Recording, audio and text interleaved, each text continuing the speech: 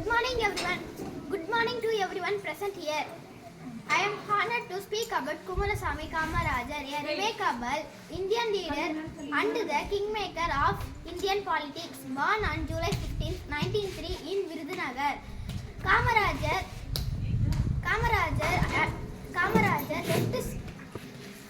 left school at a young age to support his family. Yet his love for education to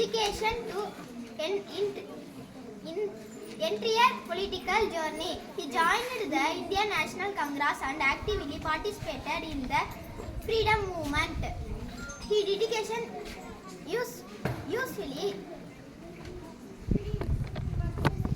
led him to become the Chief Minister of Tamil Nadu from 1954 to 1963. As Chief Minister, Kamarajar introduced transformative reforms, his free education and midday meal program. Kamarajar's lifestyle was marked by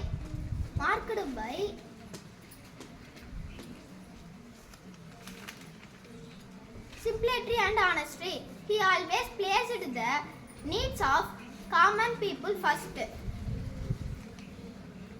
Even after the post of Chief Minister of Kamarajar worked selflessly for the nation. Thank you.